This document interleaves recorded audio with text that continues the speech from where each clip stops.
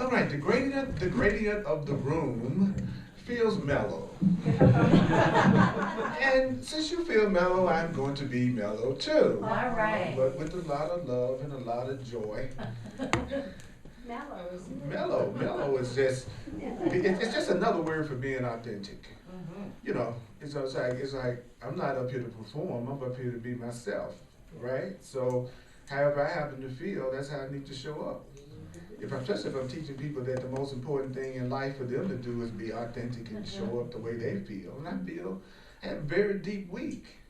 I went to Taos, New Mexico, and when I went in there, as soon as I went across the border, it said the land of enchantment. You know what I'm saying? And so I had profound spiritual realizations when I was there, that sometimes you can get hit with the truth so intensely that it can be a little sobering. You know, it's like, you know, you don't jump up and down. You for a second, you're like, have I been that dumb? You know what I'm saying? When you look, you're like, oh, did I really not realize? Yeah, there was like 8 of them. So anyway, so what I want to do is bring back to you the love that the revelation gave me, because revelations are intensely personal to the person that receives them, and you really can't adequately verbalize them.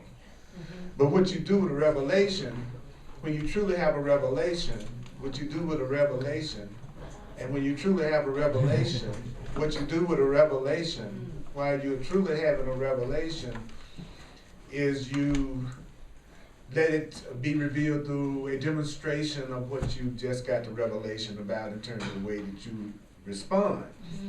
And so I have to remember with the Course in Miracles that those of you who may be interested in it, let me break down a few things for you. First of all, it's plenty of, first of all, by all means. Yeah, that's the sexiest cast I've ever seen. So it's just a naughty cast. Okay, now.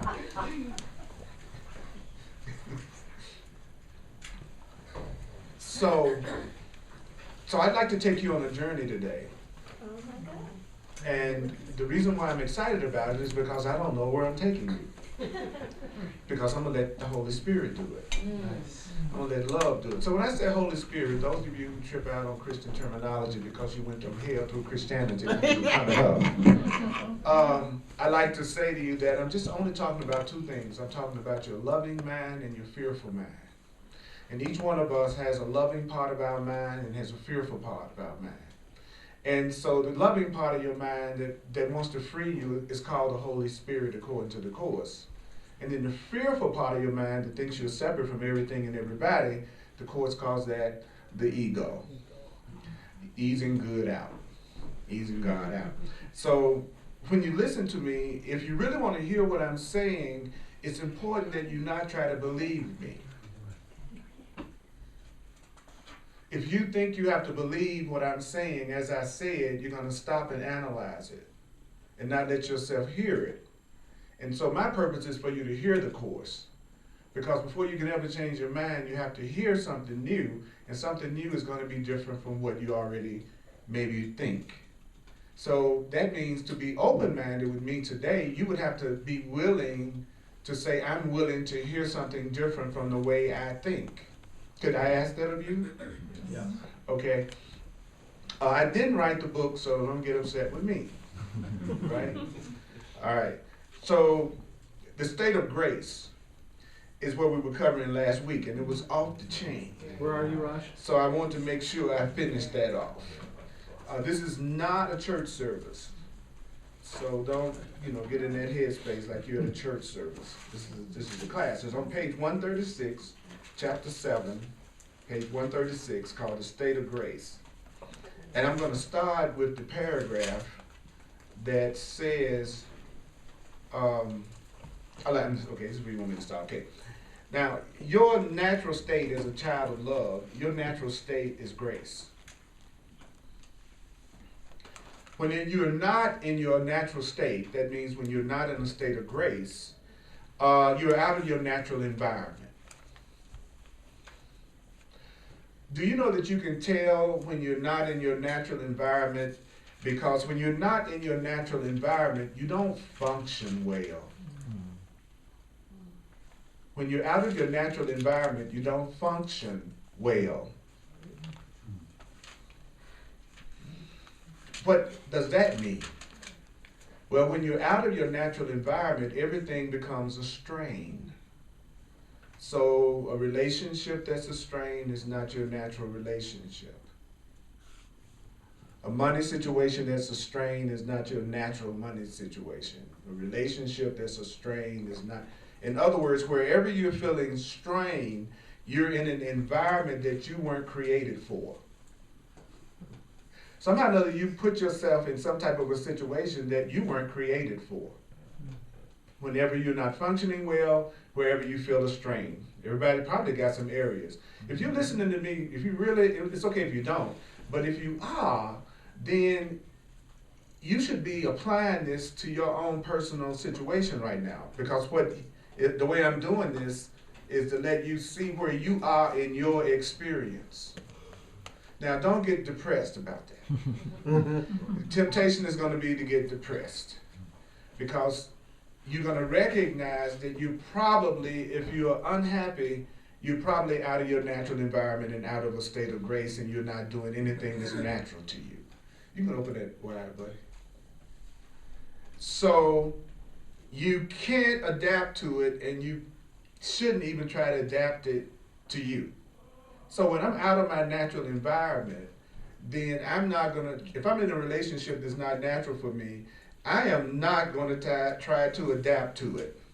And I'm also not going to try to adapt you to me. I'm not going to try to adapt to you, and I'm not going to try to get you to adapt to me. Now, don't forget now, we're talking about the way that a person would look at something that has some sense. I don't. Okay, so when you're listening to the Course in Miracles, it's not going to talk the way we'll normally look at it. Because when I hear something like that, there's a part of me that immediately goes, well, I think you should adapt. That's the nature of a relationship, is you adapt. Sacrifice. Y'all been trying to adapt all your life. How happy are you? You've been trying to adapt all your life. Tell me the truth. Am I wrong? Tell me I'm wrong. You've been trying to adapt to something or someone all your life. And how much true happiness do you have? Be honest now. I'm not talking that old kind of phony happiness that's based on whether or not you got your favorite ice cream. Okay, I'm not talking about that phony happiness. I'm talking about the kind of happiness that cannot be affected by anything that's happening. Wow. Okay, so I want that kind. And so this is what this book is telling me. It said, hey man, you want to have some happiness that only increases and never ends? Yeah, okay. Then you need to realize you're in an environment you weren't created for, and it's a strain. That's why it's not working out for you, because you don't realize you were born in a state of grace, which means that you just deserve to have love. You don't have to earn it. You don't know that, Earl. So he says there's no point in trying. So I'm not going to try to adapt to you. I'm not going to try to get you to adapt to me, because we're not in a natural relationship.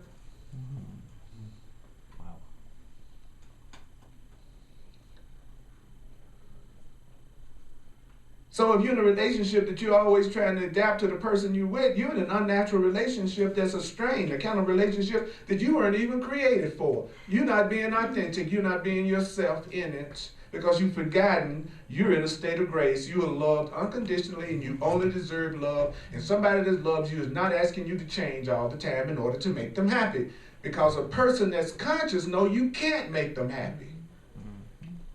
See, I don't expect anybody to make me happy anymore, because I know you can't.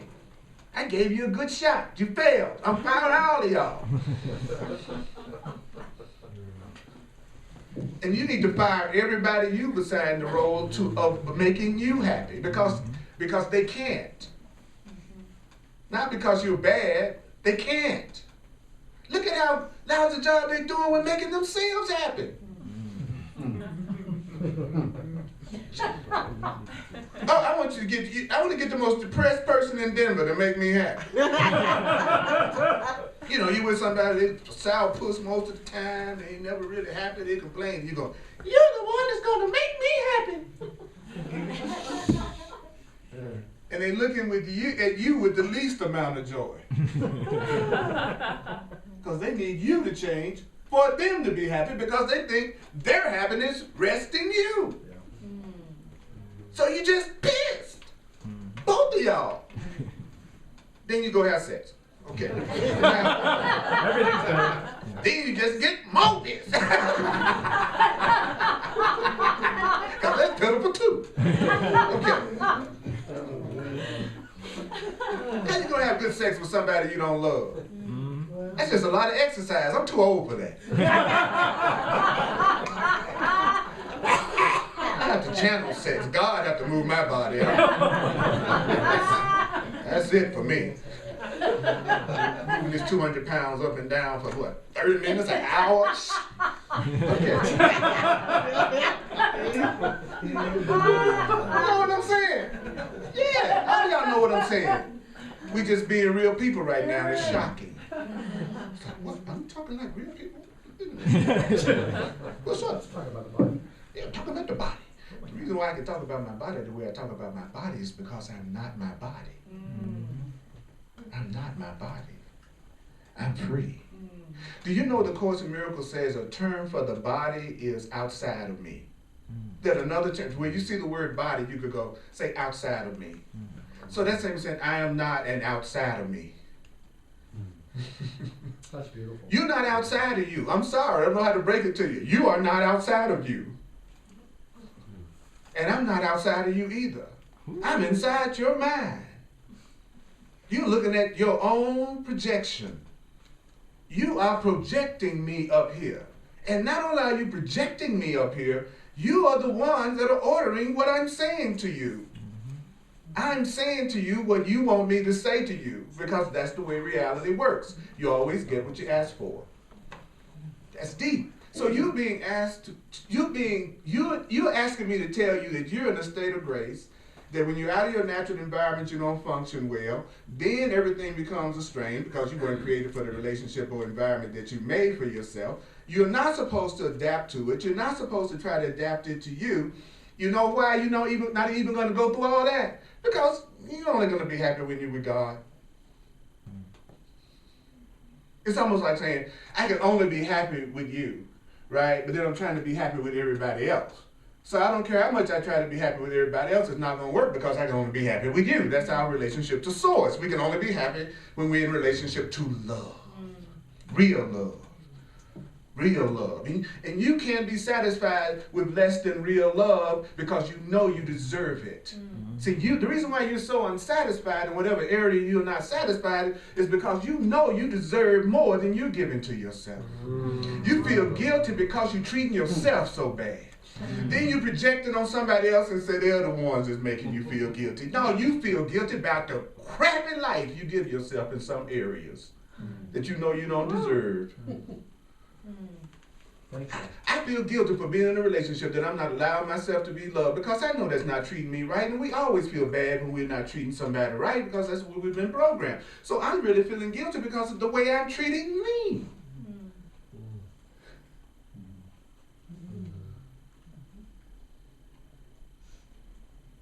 And then I'm looking for you to make me feel good so that I can love me because I don't really love me. You don't do a good job of it. I says you're to blame, and so I say the guilt is about you.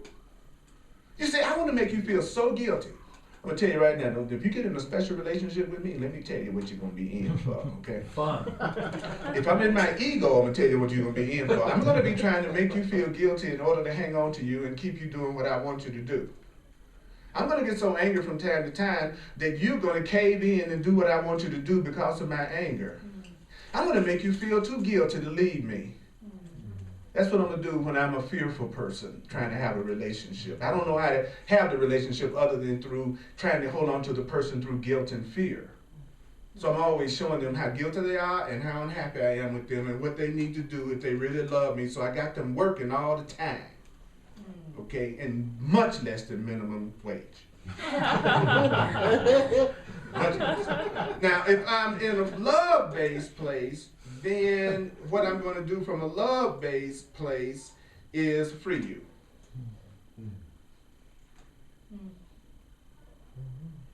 It really sounds like you're really being spiritual, right? It sounds like you're really being, oh, Earl, you're going to free everybody. You really are growing in your conscience, especially to free somebody you're in a relationship with. Wow, that's the last person you want to be free. That's the person supposed to be your assigned slave.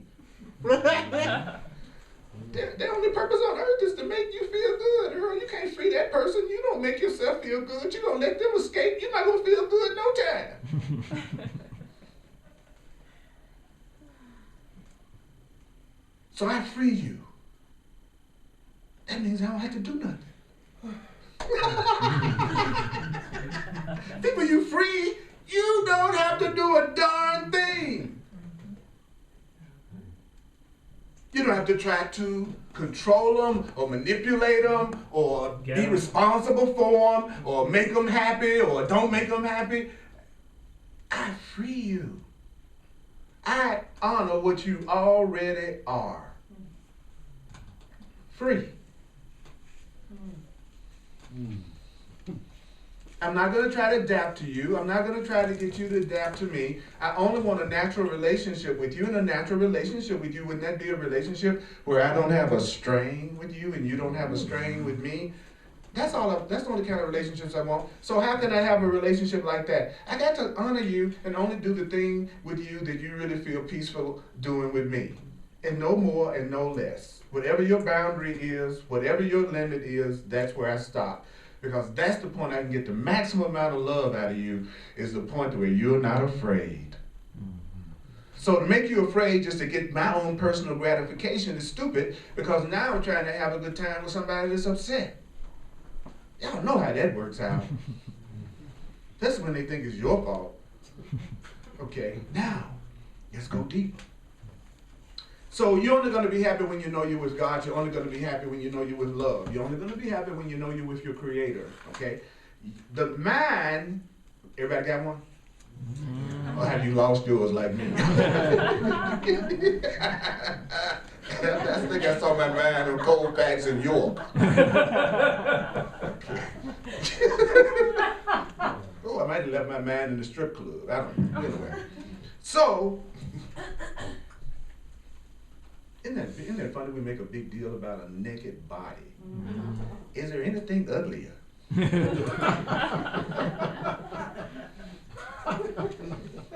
Be straight up. Y'all know y'all look better with your clothes on.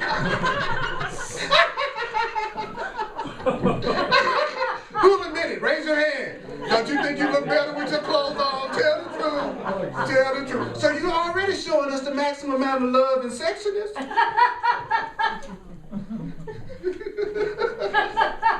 I love to talk about the body because that's where most of our guilt is located. I want to get rid of the guilt I got around my body and my sexuality. So therefore, I'm going to start talking about it. There's not going to be a lot to talk about. We'll do it during the break. All right. It'll be quick. Yeah. You've never had but one man or one woman your whole life. You've never had but one man or one woman your whole life. You haven't had but one man or one woman your whole life. They just change bodies. You know that's true because you see your patterns. So you haven't ever been with anything but one man or one woman. And once you realize that, you realize how good you are at being faithful to one person. You're monogamous. What else could you be with monogamous if there isn't anybody else? Just one of us. Who are you going to cheat on? That's deep. There's just one of us. Who are you going to cheat on? And who's the person going to cheat on you with? There's just one of us here.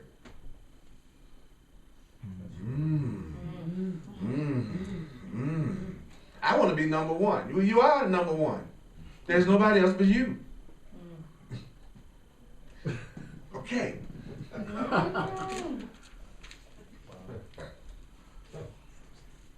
Oh man, touch my thing. And Who did that? You guys did that. You know that, don't you? Trying to Y'all distract you. using all y'all psychic It powers was to getting try to too stop deep. me from doing this. But it's not gonna work. I got a Kindle, so I have search. Okay, see now, back. All right.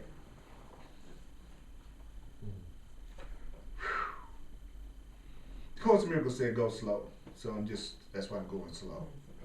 I'm going slow. I'm drag you out of your mind. Hurry up and give me more information than I can forget.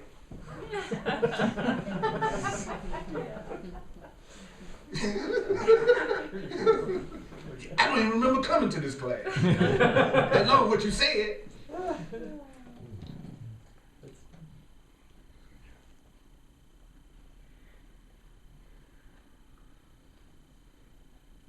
You belong in a relationship that you don't experience strain, and you belong in an environment that you don't experience strain, because an environment that you don't experience strain is the only environment that's worthy of you. That's the only environment that's worthy of you, is an environment that you're not going through a lot of strain in. That's the only environment that you should feel is worthy of you, is an environment in which you are not experiencing any kind of strain, because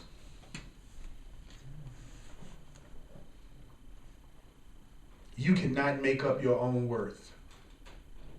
You cannot make up your own worth. You can say you are powerful and beautiful all night long, but you can't make it up. You can't make up your own worth. So I want you to consider the experience that you've made for yourself right now, and I want you to judge it fairly. Okay? Is the environment that you're in right now, is it worthy to be your home? So let me help you with that question. Does your environment protect your peace? Does your environment shine love on you? Does your environment keep you unafraid about everything? Does your environment allow you to give without feeling like you're going to lose? You know how we do, we give, but we think we are losing by the giving. Is your environment the kind of environment that you could give and not be afraid of losing, or even think you're going to lose?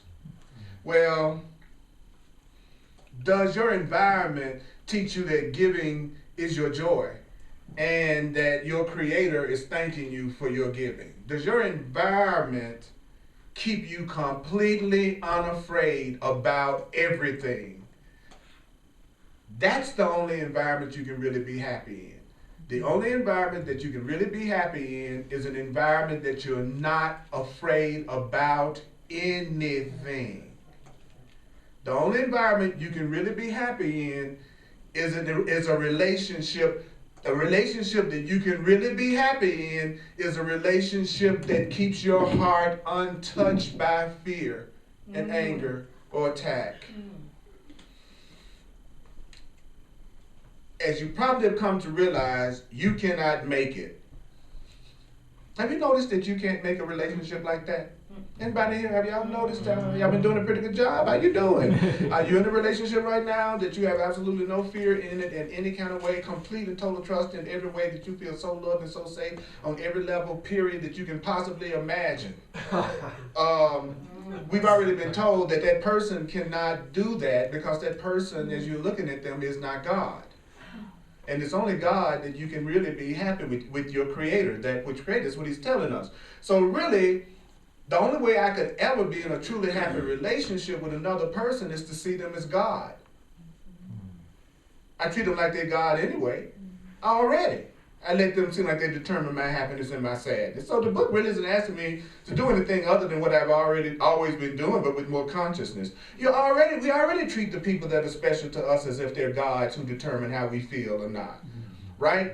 So it's telling us that you can't make the environment that makes you happy any more than you can make yourself, but the environment that can make you happy was created for you. You were created for the environment that can make you happy. You were created for an environment that you can experience total happiness in. You were created for an environment that you actually can experience complete happiness in, but you can't make it. Do you know that the only time that a person gets to the point that they're ready to let themselves really be in an environment that they're totally happy is when all the ways that they've tried to make themselves happy has failed? People who still think they got a few more ways they can make up, they don't want to hear this. But those of you who have just been super colossal failures in making yourself happy consistently, you are very glad that now you are ready to allow yourself to be given the environment that you can be happy in. You can allow yourself to be given the relationship that you can experience total joy in. You can allow yourself to experience an abundant environment. The only way that a person really gets to that point that they're ready to have that, they have to admit that their attempts to make themselves have it has failed. And we're taught never to say the word failure, but nobody likes to fail, so you tell them that it's a failure, they don't want to do it anymore. Somebody tell you failed at something, it's part of you that says, well, I failed at it, I don't want to do it anymore. Okay, you failed to make yourself unhappy permanently. You failed to keep yourself unloved and unsupported. You failed to keep yourself in an environment and a relationship that doesn't give you joy to the point that you got a guy standing in front of you saying to you that there's an environment that's been created for you that's just waiting for you to give up all of your insane attempts to make yourself happy by making someone else or something else responsible for it. You've just been asked to give up that insane way that most people live in the world of thinking that it's something outside of themselves that follows their script that's going to make them happy. And that something always has to be different than the way that it is right now in order for you to be happy. You know, if I wasn't here right now and I was in Disneyland, I'd be happy. If it was a little bit warmer, I'd be happy. If people seemed a little bit more thrilled about what I was saying, I'd be happy. You know, there's a lot of stuff I can tell myself sitting up here that I think my happiness be based on. You know what I'm saying? And so that is the plan that is an unnatural plan that will never allow you to have the happiness that you're looking for. And I'm sorry, it will not work. But depending on how many times you've attempted it, you may still be willing to keep on trying a little bit longer. But there are some people that are absolutely tired of the way they do certain things in their life and they're ready for a totally new way of doing it. Yeah. There's only kind of two people that ever show up in this class. Those who are ready to come up with their plan one more time and is trying to get God to help them do it, whether it's the best plan for them or not, or the person who's tried over and over again, know that they have not been successful in creating permanent happiness and they're saying, universe, how can I actually have real happiness? Well, I don't know how to break this to you, buddy, but this is going to be the hardest part of you to hear about real happiness. Are you ready? Okay, I'm ready. All right, you can't make it. I feel a relief. Now I got to deal with listening to how to allow it, which is different from getting it, which is I'm used to trying to get it unsuccessfully. There's nothing more depressing than a curriculum that you can't learn and do. So why wouldn't we be depressed when we've been trying to make ourselves happy in ways that never succeed? That's depressing. What's really depressing is to realize you're the one that's doing it and you can't stop. You see that person and you go, oh my God, that's my pattern. And the reason why you know it's your pattern because they have a t-shirt saying, your pattern.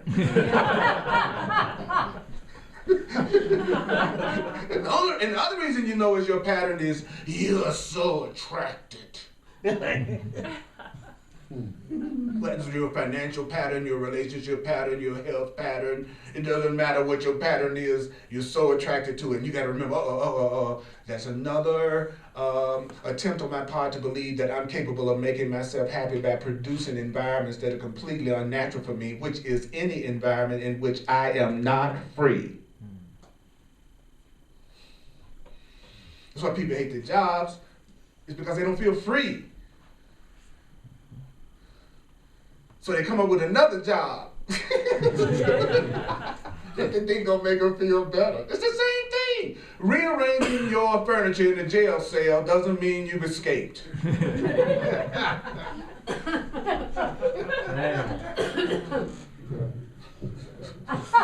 I look at the Course in Miracles says, you got up this morning, Earl. What did you get up this morning to do? Well, I'm trying to come up with the next best way that I'm going to deceive myself today. I'm going to call it my plan for Sunday. The voice is hilarious when it talks to you because you keep it laughing most of the time. You keep your guardian angels laughing all the time. You are really nice people. Your inner guides are just having a ball watching you all. I think you're #1 in the reality show ratings. Okay. All right. Just want to tell y'all that. Y'all gonna be getting some residuals. So, it has the environment that would make you happy has been created for you. You were created for the environment that will make you happy. You were created for the environment that will make you happy, and the environment that would make you happy was created already for you. So your Creator watches over you, and your Creator does not deny you anything. Love watches over you, and when love loves you, it doesn't deny you anything. So it's easy to tell when you're in the presence of real love is it's not going to deny you anything. Then it goes on to say, but when you deny love, you don't know that love doesn't deny you anything. When you deny your Creator, you don't even know that your Creator isn't denying you anything. Because when you deny your self-love and when you deny your Creator, you're actually denying yourself everything. So you who could give the love of God to everything you see, you could give the love of God to everything you touch, you could give the love of God to everything you remember, you are literally denying heaven, which is total and complete perfect joy to yourself. You're denying perfect joy to yourself. You are denying, and to deny means to choose not to know. So you are choosing not to know perfect joy to yourself.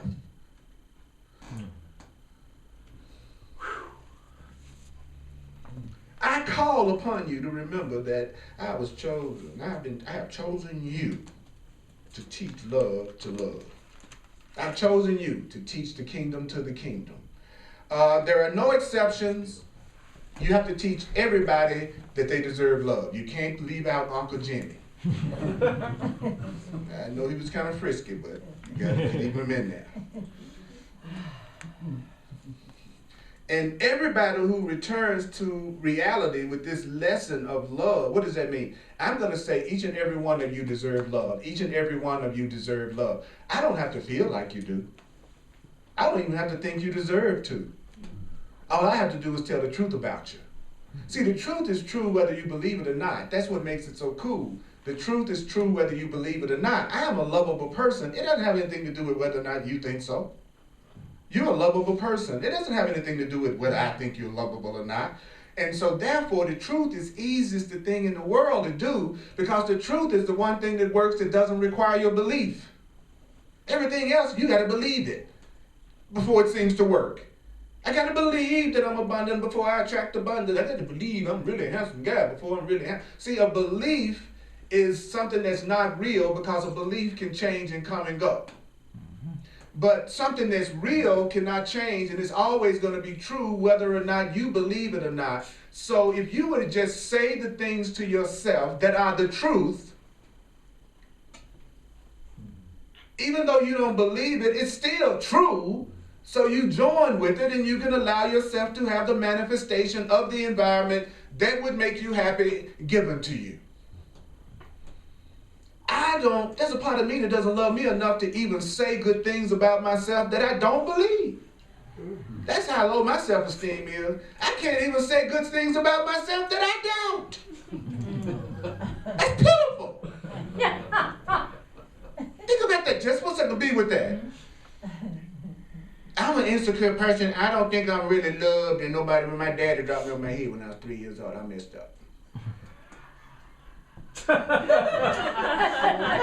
See, that we know how to have an annual meeting over here. This is a church that knows how. This church knows how to do it.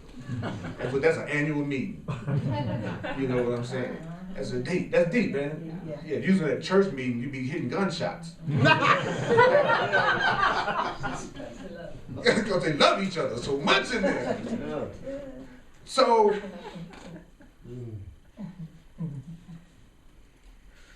if I was to give everybody, if I was to say that all of you all deserve love, and I didn't exclude anybody from it, then I would have the lesson that everybody deserves love in my heart. And so I would have healed everything and given thanks to God. So the Course in Miracles says, do you want to know how you would give thanks to your Creator? It's not saying, hey, thank you, Creator. That's not what it's talking about.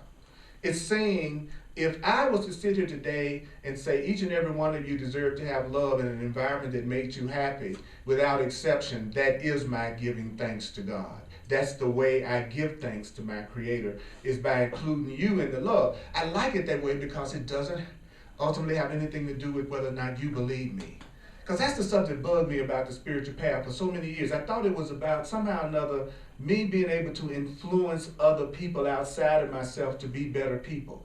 And I thought somehow or another that was the spiritual path, right? But since most people don't want to cooperate, I knew it couldn't be the plan of God. Because God would never give me a plan for my happiness that didn't work. So anything I've ever tried that's ever not worked to bring me happiness, I know I just haven't been acting out the plan. And that's good news. Then it says, everybody who learns this lesson has become the perfect teacher. So a perfect teacher, would you like to meet a perfect teacher? A perfect teacher would be someone who loves you. And when your mind has only the truth, and your mind knows only the truth, when you're around your friends and your relatives and your cousins and the people in the bus stop and in the mall, your radiance is going to shine all around your mind, and it's going to extend into the ignorance and fear of the other people around you. So when you're on an elevator, you're healing everybody around you. If you are thinking the truth, why are you going down to the basement? Everybody in this elevator deserves to have love. Everybody in this elevator deserves to have an environment that's natural to them. That is me giving thanks to God. That is me bringing light into the darkness, because I'm bringing light into the darkness because I'm not thinking like the darkness thinks. Then it says the majesty, I love this. It says, and then you're going to transform everybody around you into majesty just by believing everybody around you deserves to have an environment that has no strain, and it protects them and it loves them, and they don't have a bit of fear in their heart. Not about a bill, not about nothing. Any questions? Any comments? Yes. So, yeah, my goal and intention is to be happy and joyful no matter what my circumstances, and in saying that, I have certain people in my life that are challenges, and I'm concerned because they're family. They're only a challenge for two reasons. They are a challenge because they're not doing what you want them to do the way you think they should. That's the number one reason why they're a challenge. And the other reason why they're a challenge is because you haven't given their problems to God, and there's some part of you that thinks that you should be able to handle it. And whenever you have those two ideas according to the Course, then you don't really know how problems are solved. Because if I want the higher power to handle my problems, then I must also give your problems to the higher power also. The Course says it doesn't make sense to say, I'm learning how to give things to God in my life and trust God, and then feel like I got to handle your issue. But then what I would do is ask, what do you want me to do? Where do you want me to go? What do you want me to say, God? And who do you want me? I'll ask. And here's something that's really important. If you ask and you don't get no answer, that's your answer.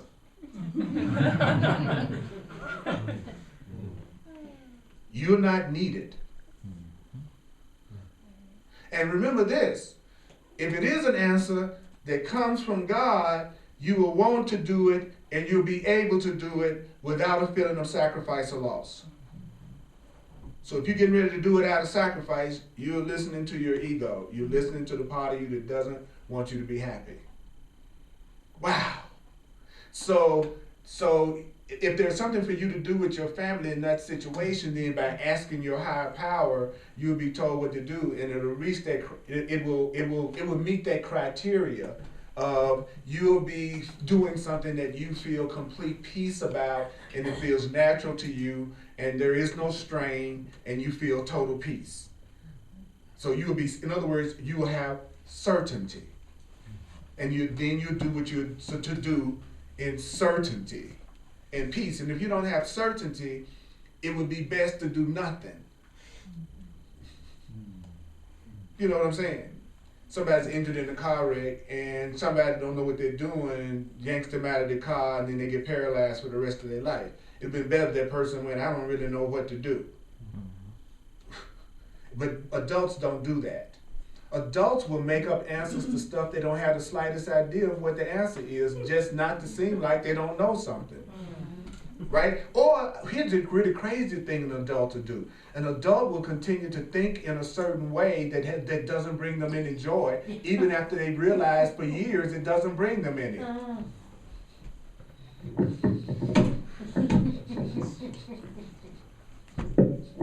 And then they expect people to feel sorry for them. You got to get ready for the real world. It just doesn't put up with none of this stuff.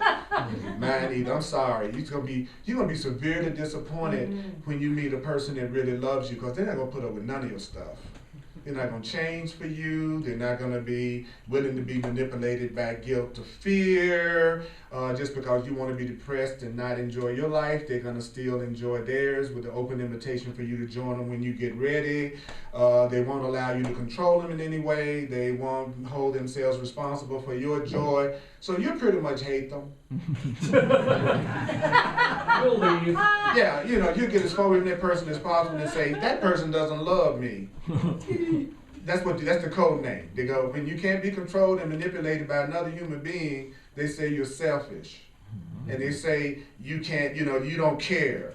See, a conscious being absolutely does not fall for that for one single second. Neither do they get angry, mad, or attacked. So it's not like, I see you trying to control me and I'm going to go off on you because you holding me responsible. It's just it becomes such a ridiculous premise that you can't even allow yourself to get upset about it, because you know that you used to do it too, and you know that they're going to come to the same conclusion that you did. At some point they're going to reach their limit of pain, and then they're going to become really sincere about their awakening, just like you have. So what you do is you stay open to them while you have a good time, and keep your learning process going and your opening process going. So just thank you just for saying that one question that triggered all of that. You're welcome. Yeah. Yeah. That was deep, Ruby. That was awesome, girl. And Raj, but I kind of had a second to that. It's like this person that I deal with has this pattern. And so I can ask, and I think I have asked, but maybe not consciously, how to deal with this pattern, because I don't want to deal with it. I want to give it to God, Well, that's what I'm saying. If you have truly given it to God, you would know it, because you won't have that conflict. See, that conflict is letting you know that you're intending to. It's on the to-do list. You just haven't got down to God, giving your stuff to God yet. First I'm giving it to my cousin. Then I'm gonna give it to God. Yes. But I kind of had a similar question, which I would like to complete.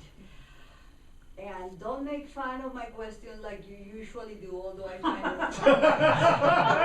it Okay. No problem. My happiness, your happiness depends on me being different.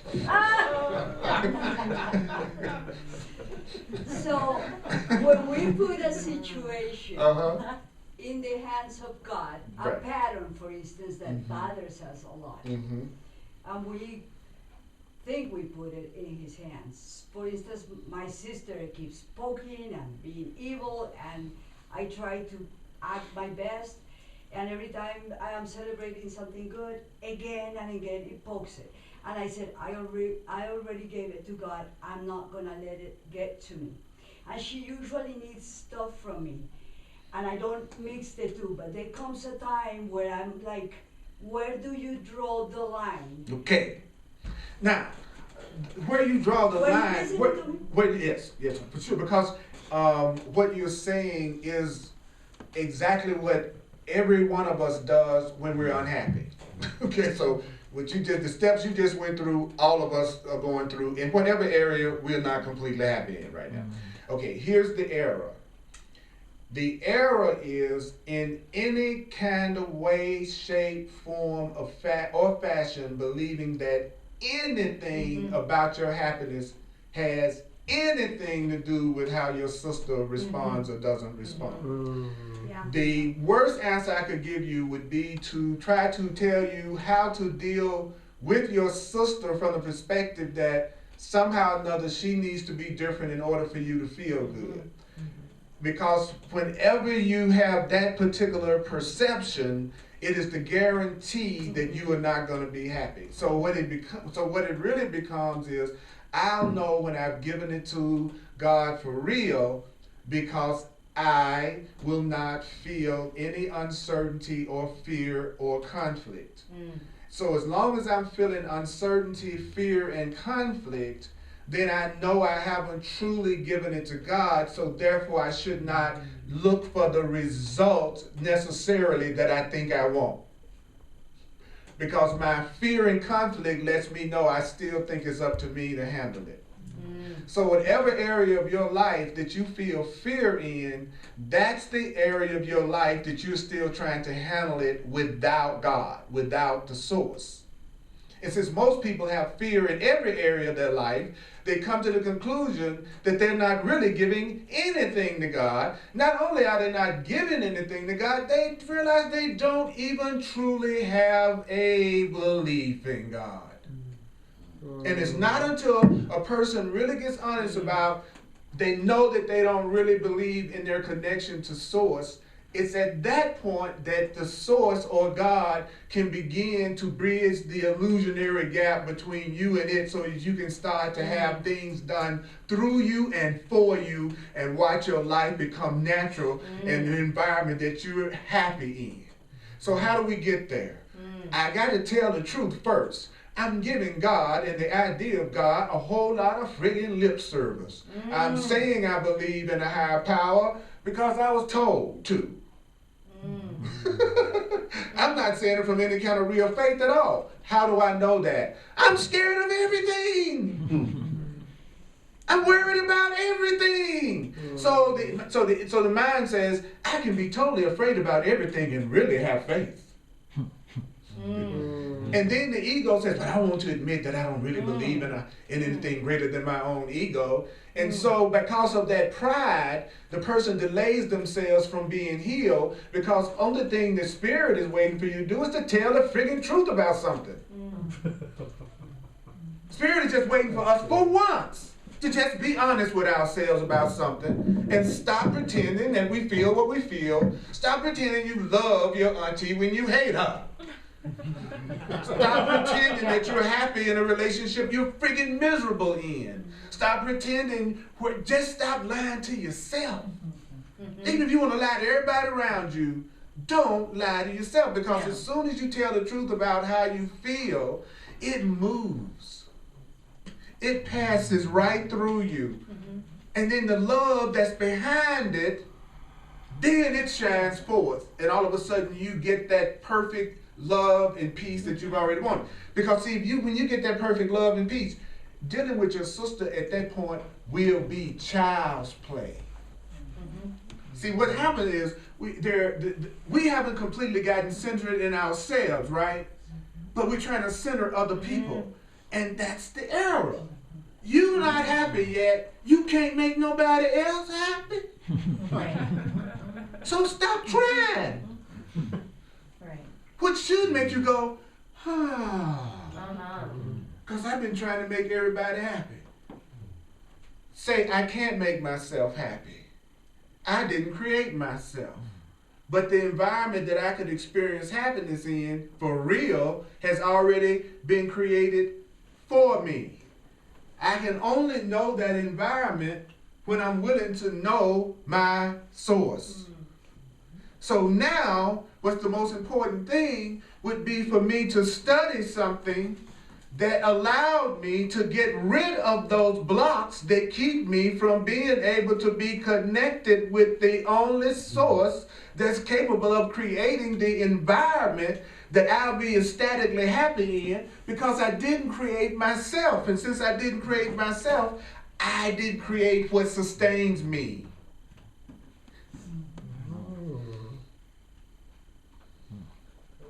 Did you notice that the earth sustains us as humans? And can we get agreement on that? Yes. Yes. Did you create the earth at this level? No. So really what created you, the earth, if you want to look at it at that level, is what's sustaining you. The earth is sustaining you. The food, the water, the plants. You did not create it. I did not create it. It created me. So it also created the food for me to eat and the air for me to breathe. That's the way it is for you. You didn't create yourself, so everything that would make you ecstatically happy was created at the same time you were. But then you started trying to make up what would make you happy. And it always centered around getting somebody else to please you and make you special and know that they're going to do what you want them to do in order for you to be happy. That was what took us off into the left field. So we've been saved. We've actually been saved. You all can go back out today, and I can go back out today, and you can make the rest of this day be, if they were different, I'd be happy. If they spoke different, I'd be happy. If they behaved, we can go out. But now you know.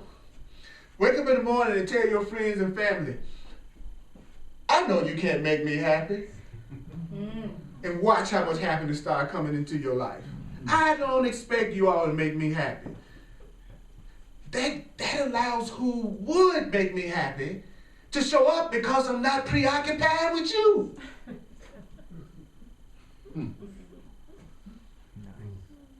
And how can I tell when I'm coming up on someone that loves me?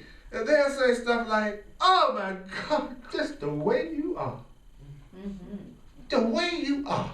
The way you pick your toes at the dinner table. That's the sweetest thing I ever seen. Give me a toenail.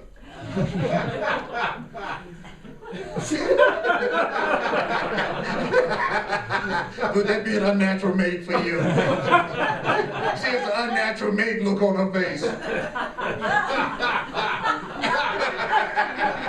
That's what I'm saying. Tell me the truth, y'all. Y'all. Isn't this simple? Yes. Isn't it ridiculously simple? Yes. It's so simple that it's hard to understand. Yes. Yeah.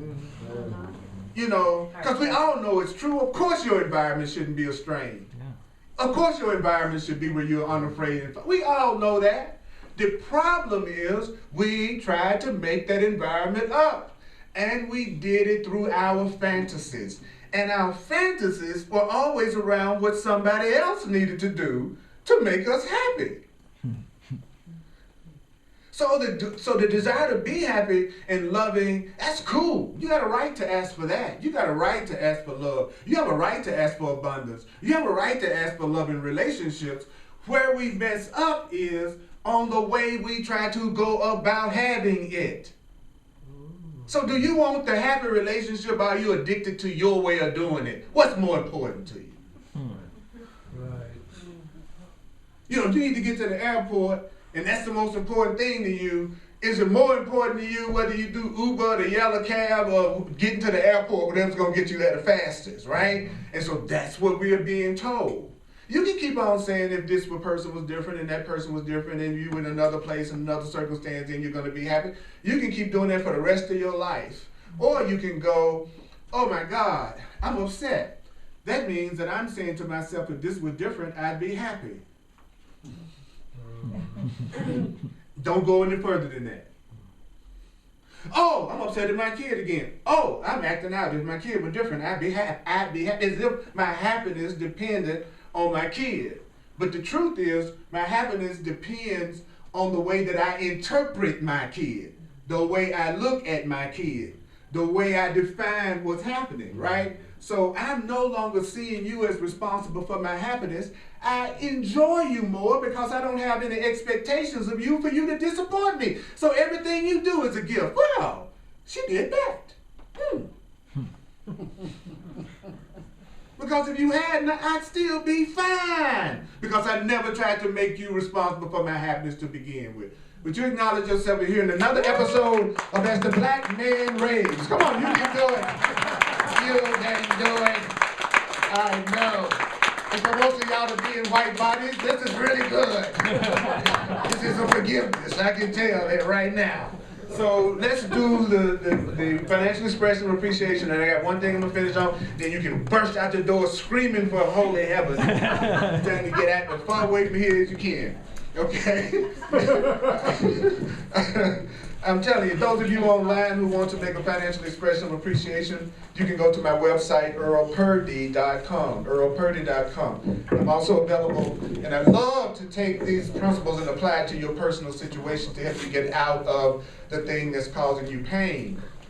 And if you're open to it, I give you the benefit of my knowledge of astrology and numerology. Astrology and numerology. Which is nothing but another way to receive information from the universe to let you know what's going on. Everything in the world is a communication device. Everything in the world is a communication device. Everything in the world is a communication device. Everything in the world is being used by the Great Spirit as a way to communicate with you. The part of you that loves you is telling you what to do 24 hours a day to have every bit of joy you want.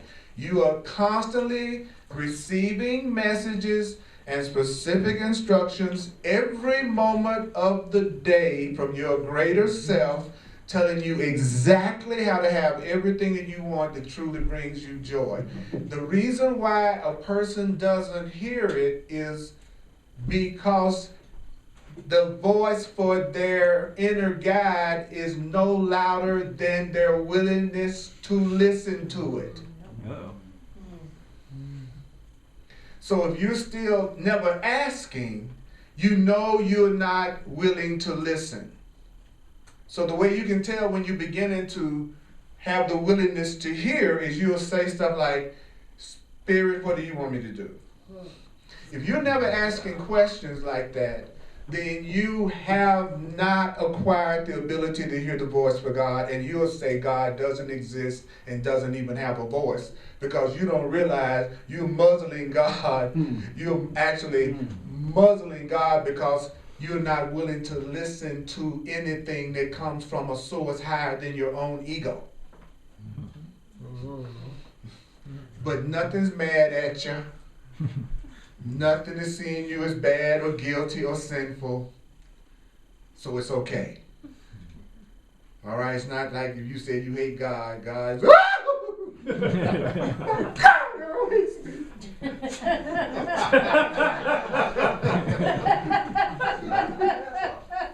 You're right. God don't care.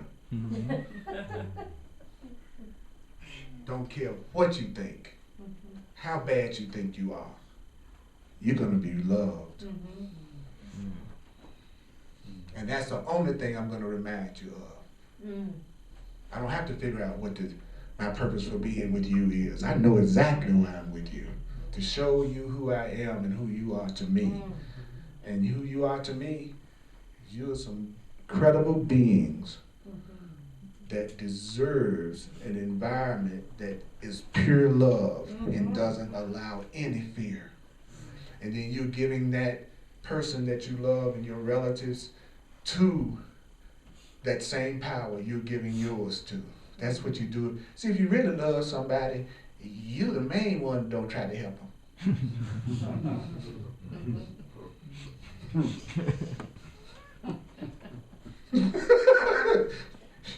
I've said it one more time. If you really want to show your love to most of the people around you, especially try not to help the person you picked out that needs your help. Because that's usually the person you don't like. So you know your help's not going to help them. You kind of getting them back with your help.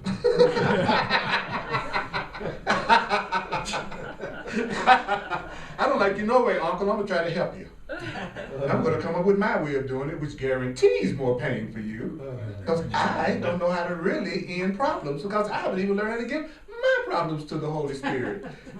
So which means I don't even know how to solve mine. So I'm going to now try to solve yours, which takes my mind off of the fact that I don't know how to solve mine.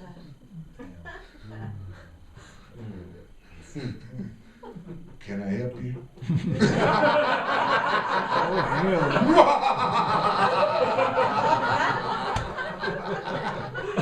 Was that a good evil laugh? Yeah. Wasn't that a good one?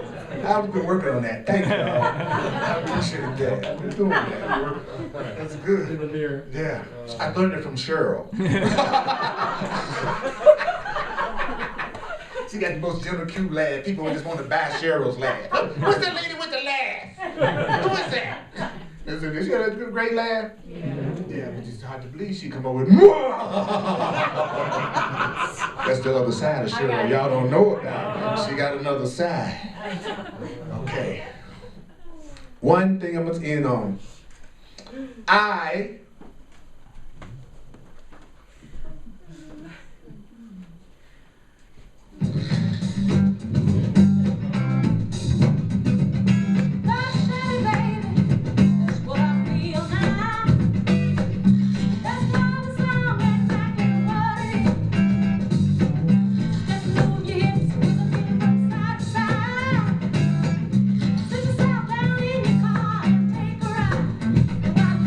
only love's plan for my happiness will work.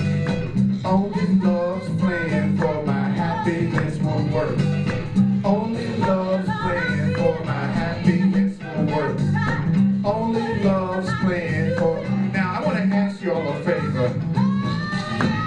I'd like for whoever would like to say it with me to say it. And those who have no energy whatsoever to say it, please, I beg you, don't say a damn thing. Would you just let yourself receive? Is that okay? Now those who do, I want you to be real loud, don't be real shy. And all that means is, only love's plan for my happiness will work.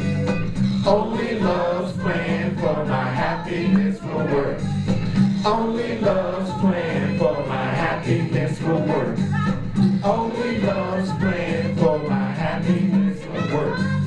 Only God's plan for my happiness will work. Only God's plan for my happiness will work. Only God's plan for my happiness will work. Only God's plan for my happiness will work. Watch the groove. Only God's plan for my happiness will work. Keep going. Only God's plan for my happiness will work. Only God's plan for my happiness will work. See it? Only God's plan for my happiness. Now, who can move their head? Only God's plan for my happiness will work. Only God's plan for my happiness will work. Only God's plan for my wealth will work. Only God's plan for my wealth will work. Only God's plan for my wealth will work. Only God's plan for my health will work. Only God's plan for my health will work. Only God's plan for my health will work. Only God's plan for my health will work. Give it up, Holy God. Woo! Y'all, could you give it to each other? Yes. Woo! Thank you, guys. Oh, Lord. Well, cowboys and cowgirls of God. You're getting ready to go out there in the dream. And don't tell yourself this week, if this were different, I'd be happy. And when you get out the shower tomorrow morning, don't look in the mirror and say, if this were different, Sunday. All right? Tuesday night, I love you. Hugs are available. Have some fun. Have some fun.